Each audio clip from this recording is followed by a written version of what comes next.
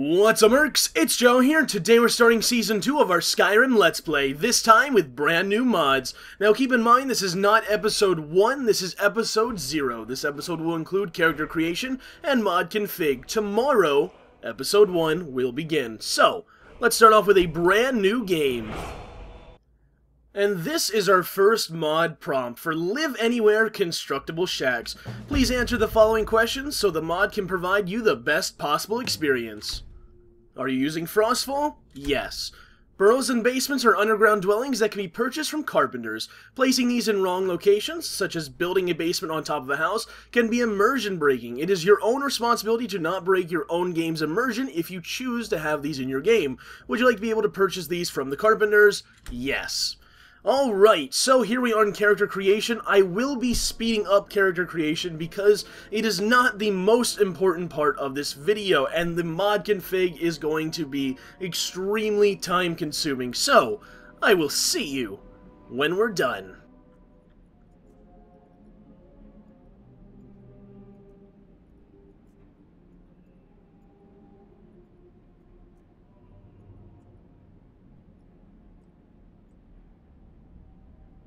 That's good. Because those are too big. Change the height a bit, length, good. Down just a bit, down a little bit, the height, up, down the middle, spread it back a little bit, cheekbone height. And high cheekbones. Cheekbone width, make a little clear, cheek color, a little bit on it, too much laugh lines. If you laugh, I see a little adjustment. Lower, that's fine, in fact, I don't think color down there for the most part. Nose color. Yeah, it's good, dark color. Chin color. If I can see my facial hairs, on that. Looks good. And forehead color. There we go. Nice shape. Please look these up. Oh, God. Looks good. Eye color. Oof. Yeah, a little bit dark eyes, a little more realistic as far as the eyes can go. That.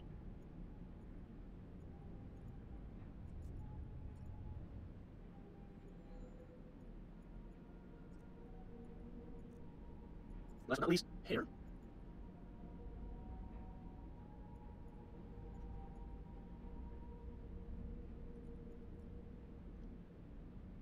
Okay. There we go. That's dark. There we go. Alright, everybody meet Rillamis and Dala. Now, Rillamis, he looks quite mean and quite evil, but trust me, he's a good guy. He wants the best for the world. He wants to change his evil ways. I mean, he looks evil for a reason, but he wants to make the world a better place. He wants to rid the world of evil, because he has experienced it himself, when he was evil in the past. Alright, so, Rillamis, let's get started. Now, this is the next mod, Character Creation Overhaul. Now, this allows us to choose a birth sign and a class. This is like the old Oblivion birth signs and classes. So, yes, let's go ahead and choose one. Fresh install. Alright, we are a male dark elf. Your destruction skill increases 10% faster, and your alchemy, alteration, illusion, light armor, sneak skills increase 5% faster. We have 80 health, 80 magicka, 100 stamina, and 200 carry rate. That's good. I do not want the master spell. Alright, so we have to choose our standing stone. Well, let's look at this. What's tower? Unlock locks? No, it has to do with lock picking. Mage is probably what I want to go with. What does Lord do? Resist magic and weakness to physical damage. That could be good because as a mage like we are, we will be at a distance, so really the only thing that's going to be hitting us is bows and arrows, or rather arrows, and magic, but I think arrows are physical damage, so really we still are taking a bad thing there. Deal twice as much physical damage? Nope. Mage, learn all magical skills 20% faster. It sounds somewhat boring. This is more of a conjuration thing. But honestly, it's the best thing for us. Those under the sign of the mage are attuned to the arcane arts, learning magical skills more quickly. Let's choose that. And our starter class, I already know what I'm going to be. I'm going to be a sorcerer. These mages rely on spells of the mystic arts and bodily stamina to don the thickest armor. Our major skills are Heavy Armor, Alteration, Conjuration, Destruction, Enchanting, and Restoration. Our favorite attribute, of course, is Magicka, and our specialization, of course, is Magic. So we choose that. Now, the optional traits is not currently working in this current version of Character Creation Overhaul, so I will click Finish, and there we go. Now the game will lag out a bunch and freeze up and hitch while everything gets enabled. I'm actually going to change my FOV to 87. I actually have to change that in the INI, so it's a more permanent change.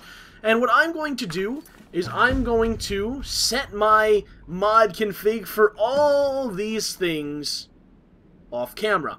And then when I'm back, I will show you absolutely everything, because fuck, there is a lot of stuff. So, I will see you when I'm done. Okay, all the mod configurations are done, and it's time to go over them. Now, I have quite a lot of mods this time around, so I'm going to try and get through them as fast as possible. The first mod up is A Matter of Time. I went into A Matter of Time and I changed control. I added a hotkey for my sundial, my in-game clock, and my in-game date. I made the hotkey X so I can easily toggle them all on or off whenever I need them. Next is Apocalypse Spells. I changed absolutely nothing. Next is Auto-Equipped Ammo. I did not change anything here either. Better Fast Travel is up next, and I did change something here. The base prices for the carriages and the ships, I believe, were 25, 50, 100, and 200. These carriages have been placed so much around Skyrim and go to so many new places that I thought that was way too low, and I wanted to make them a lot harder for me to use. So I upped the price for carriages and ships to 75, 125, 175, and 300. I didn't change anything with locations, and I didn't change any of the destinations. Next is Immersive College of Winterhold. Again, I didn't change anything with this. Deadly Combat, I changed nothing. Deadly Dragons, I changed nothing. Now, I do want to talk about this real quick. The difficulty is set for Vanilla. Now, in the beginning, I have difficulty set to all default. Adept, Vanilla, Normal, whatever it is, I have it all set to default. Now, later on, when we level up a bunch, I might change this over to Expert, along with the actual global difficulty and the difficulty of other mods. But right now, I'm just keeping it at default because I have tested this game a little bit with all the mods, and wow, I get my ass kicked on just default. I get killed basically in one hit if I'm not careful, and it's honestly really fun. So I don't want to make it any harder than it already is. I'm going to keep it just like this until I level up a ton, and I see the game getting a little bit too easy. Next we have Deadly Monsters, which is a mod from Deadly Dragons. This just allows you to change all the monsters in Skyrim. I did nothing to them. Dynavision, I did do something too. I changed the depth of field from static to dynamic, so we actually have it, and I didn't change any of the strength settings at all, because I feel like the default ones are fine. I don't think they're too strong or too weak. I think they're just right, at least for me. Next we have Civil War Overhaul. Again, didn't change anything, and after that we have Dragon Combat Overhaul. And I don't believe I changed anything here either. Nope, didn't change anything there. Enhanced Blood, didn't change anything there. Extended UI, I put Show Attribute Modifiers on and Show Skill Modifiers on. Next we have the Follower Commentary Overhaul. Again, nothing. These are all checked by default. Footprints, I changed nothing. There's going to be a lot of that, by the way. Frostfall, I did quite a bit with. I enabled it first, and I left it on default preset, and I did turn on Wear, or at least I thought I did. So let's go ahead and let's do that right now. Let's turn on Wear. It's going to unequip everything we have in a second. Or maybe it won't. There it goes. So now Wear is on. Now our clothes actually matter in the land of Skyrim to keep us warm. We'll go ahead and save that in, just in case something horrible happens. And let's get back on in. So, I didn't change anything else.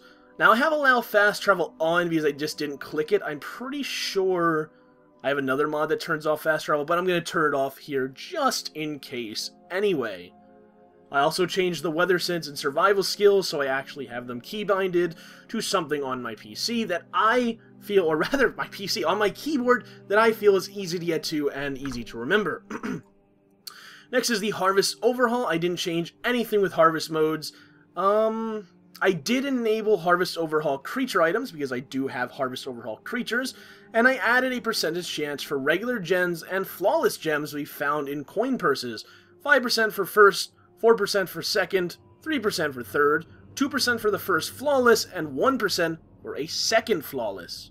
Okay, a bit of a pause for a coughing fit there. I have gone over trying to do this mod configuration overview quite a bit, and my throat is getting relatively dry from doing it. Next is Harvest Overhaul Creatures. Now, I did add the new meats and new recipes, new animal loot. I think this is by default, yeah, full loot for mammoths, and the Saber Cat recipe disabled by default because it is lore breaking to have it enabled. No extra items recovered. Only Dremora have Daedra Hearts, vampires have no blood potions. This is all default. I did enable new cooking recipes. I did not enable scroll crafting recipes. I did enable crushing recipes, and I made it so that we could only crush items at the grain mills instead of the forge, because the forge doesn't make too much sense for crushing things. And I did not make it so that you can crush mammoth tusks or dragon bones, because mammoth tusks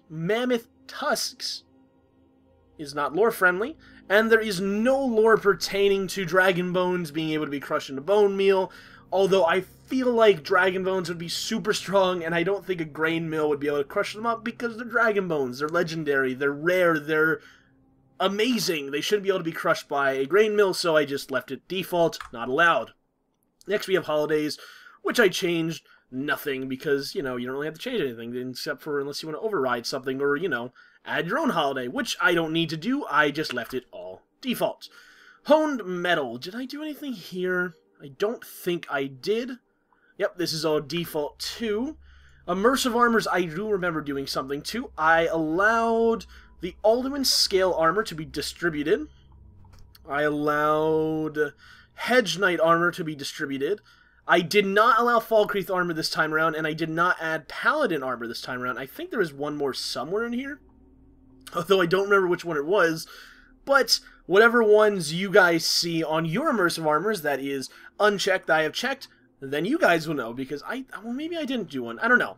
I'm pretty sure there was one more I checked, but if I did, I can't remember it.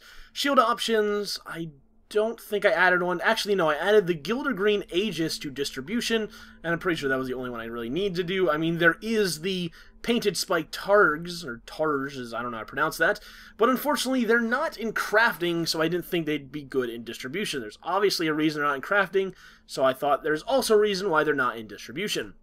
Extra options, I didn't change any of the armor types, I didn't change anything of the variations or general mod options. It's all default. Actually, wait, no, I did. Alternate start. I did check this because it was unchecked by default. Unfortunately, did not detect that I have an alternate start mod, which I don't think it's supposed to. But yes, I made this alternate start because I do have an alternate start mod. Next, we have Immersive Creatures, which I do have to exit out to get back into because Immersive Armors has to reconfigure every time you open up its mod configuration. Immersive Creatures. I don't think I did anything. Yep, it's all default, and difficulty I have set to Adept, like I said. Later on, if I want to change this to Expert, I will. Actually, I did do something. Additional Spawns was originally set to Easy. I changed that to Medium, because although that's not default, I thought that Medium would be fun and interesting, and I guess I want to die a lot more and I hate my life or something like that. That sounds good to me, honestly, and I'm pretty sure I didn't change anything else. Yep, I did not. So next we have Immersive Horses.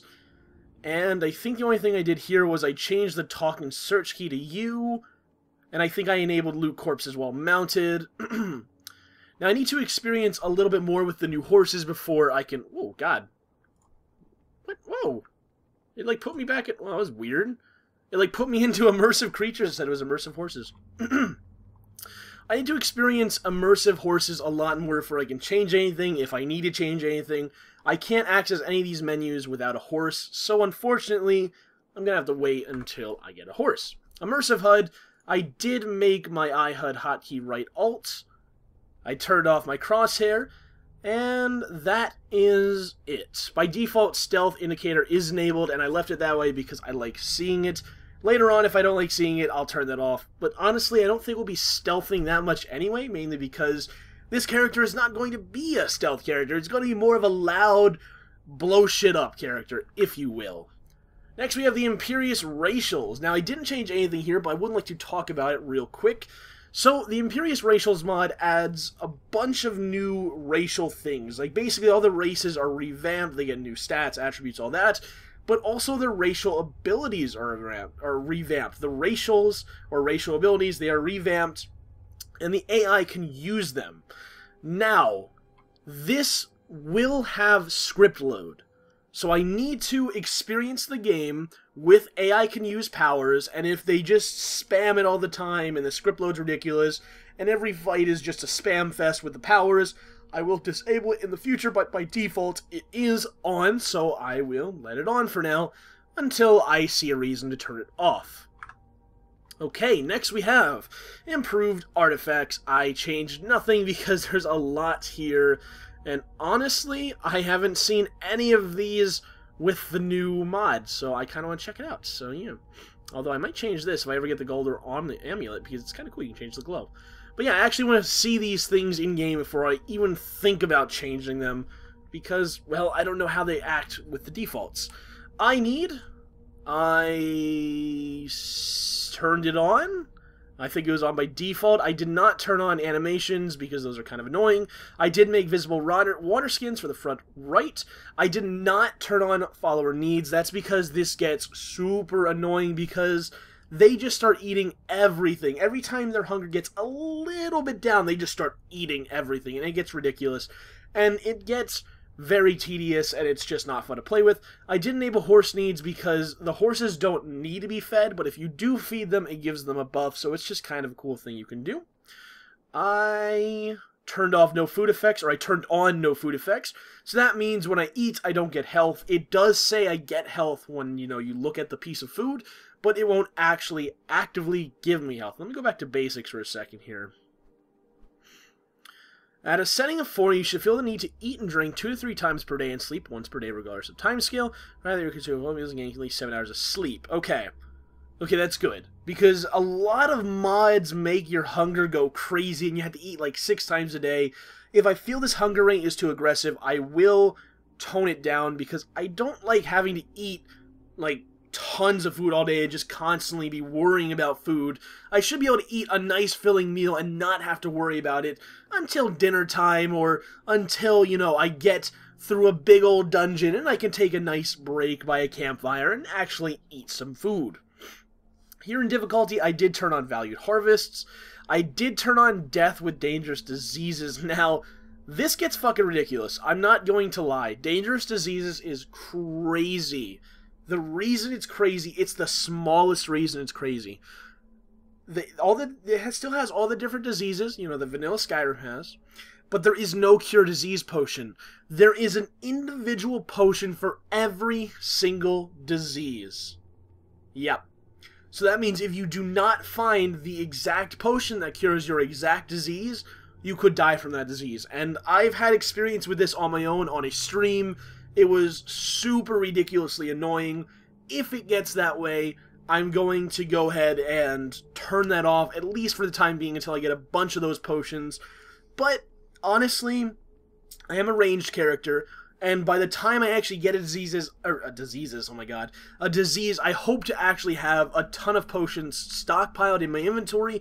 That way I can just, oh, I have brain rot. I have a brain rot disease potion just at hand. I want a disease potion for every single disease at hand, or at least stored away at like a house or, a little stash, something like that. Something just to keep me nice and safe. I also have food spoilage turned on at word, so tell me when it's stale, mildly stale, very stale, extremely stale, and so on. Food removal I did not turn on, and I think that's everything. Yeah, oh yeah, I did turn on the toggle widgets hotkey to the same one as my iHUD, but other than that, that is everything. Okay, Lanterns of Skyrim. I have to exit out to actually see it again. Configuration, Lanterns of Skyrim. I did not change anything. Nope. Whoops, nope, not Lanterns of Skyrim. We want loot and degradation. Now, I did change stuff in here. So I went over here, I went to player item break chance to 1%, and then I went down to breakable items and I made it weapons only. The reason for this is because I don't want my armor to break and just not even realize it's broken and be walking around a dungeon completely naked, just forgetting to go into third person or looking at my inventory and seeing half my armor's broken and completely gone. That could get very obnoxious, very annoying, so I made it so that it's weapons only. I did also turn on equipment repair kit, and did I do anything extra? I did not. No, I did not. I do think I want to turn on alpha base. No, I'm going to leave it on percentage base. Yep, I didn't change anything else. Moonlight Tales is quite the big mod. And again, I didn't change anything, but this is one of those things where I kind of need to get, if I ever do, get the werewolf ability before I can really change anything here, because I don't know how it is default with this mod. I have to check it out once I actually become a werewolf, if I become a werewolf. Again, more HUD. I don't think I changed anything, I just have it on auto always, and yep, everything else is default. OBIS, I did change one thing. I did turn on give potions to bandits, and I had a 10% chance of them getting a potion, because that sounds like it'll make my game harder, and I like to fuck myself over. That sounds like a good night to me.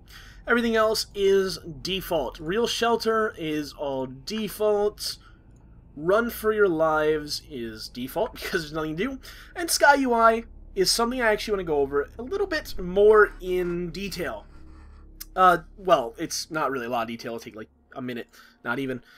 There's this thing called the SWF version checking. Now, if you guys are using my exact loader, you're going to run into an issue with your map.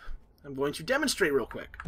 So let's say you want to look at your map. Oh no! What's this? Sky UI error code 5, incompatible menu file, map.swf, blah blah blah. Now, what does that mean? Every time you launch the game, you will get that bug. It's only when you launch, but you will keep getting that bug whenever you launch the game. How do I fix that? Is there incompatibility? Do I have the wrong version? Did I screw something up in the install? No, you did nothing wrong. The only thing you have to do is you have to go down to Sky UI, right here, and you need to go to Advanced, and you need to turn off the version checking for the map menu, and you are done. I made sure I didn't change that just so I can show you guys that specific thing, because the dev does tell you to do that, but if you didn't look at the instructions or you just kind of downloaded it and didn't think about it, then you'll encounter that issue. Next is Skyrim Way Shrines. I do have the 2.0 beta, which means I had to use initial quest override. Basically, I clicked this, exited the MCM, waited 15 seconds while I got the quest, got the objective for the quest, and the quest completed, and then it was done. The reason you have to do this is because both these quests, the endgame one and the initial one, don't work. They're uncompleted quests. If you try and do them, I don't even know if you can try and do them, but basically they won't work, and I'm pretty sure you can't actually use the way shrines without the initial one, so you kind of need to at least do the initial one. I don't know what the endgame one gives you. It does give you a reward. That's why I kind of didn't do this one yet, but I guess I'll look into it a little bit more at a different time, and maybe I'll do this one too, because there's no way to complete this quest just like the initial one.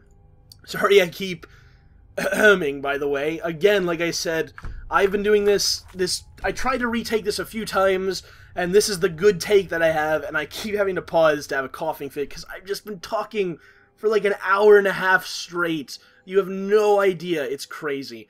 Alright, violins. Now, I did turn off the ranged kill moves. I made kill move chance 60%. Make sure advanced kill moves are off because they look really buggy. Camera view, I did force first person.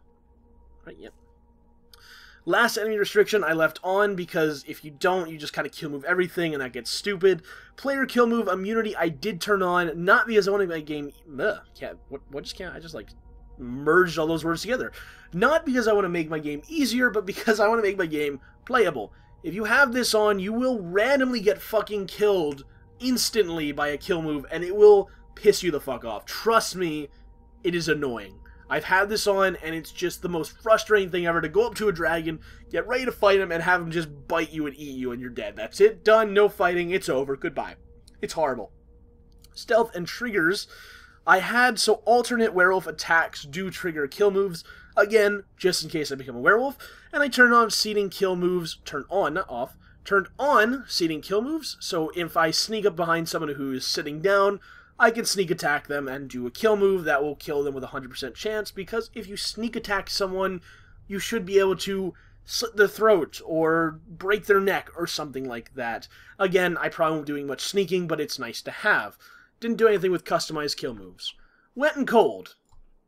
I turned rain blind on full, although I think that was default. I turned on drips for one of these. One of these were default to off. I turned them all on, though, because I like them on. Cold, Blizzard Blind I did turn on to full breadth first third person, that was all by default, and I just made sure everything is checked. Ashes on survival, I did turn on watery eyes, and I made sure everything else is checked. Now, if this gets annoying later on, then I will take it off, but you could equip goggles to kind of avoid this, or you could just keep your face down. I like the ideas of getting goggles and putting them on. It kind of sounds cool to me that you have to use something to protect your face. It makes sense, and I like it a lot. In fact, can I have goggles here? Doesn't say anything about goggles. I wonder if I can get goggles for the Blizzard, too. Next we have when wizards attack. No, that'd be horrible. When vampires attack. There's nothing to do there, so nope, didn't change anything. Winter Mist enchantments did not do anything. And last, the wonders of weather. Basically, this is a splash of rain with a bunch of other stuff combined with it, like shooting stars and such. And rainbows. You get rainbows, too. I did absolutely nothing. And with that, that is the end of the mod. Oh my god, it's the console. Yes, I have TGM because I was testing a few things. That is the end of the mod configuration spotlight, episode 0, if you will. Tomorrow, oh wait, there is one more thing. I'll get to that in a second. Tomorrow, we will be starting episode 1. And there is one thing I'm forgetting, though. What is my start? Well, I actually already chose my start. I am a warlock thrall. Even in our darkest hour, there is yet hope. Now remember, just because I lived a life of evil doesn't mean I can't become good and start ridding the world of evil, because I have seen the error in my ways. And with that, that will be all for today. I hope you all enjoyed it, and I hope to see you next time for episode 1, and I hope you guys enjoy season 2 of Skyrim, this time with Percus Maximus. As always, that'll be it for now. Goodbye.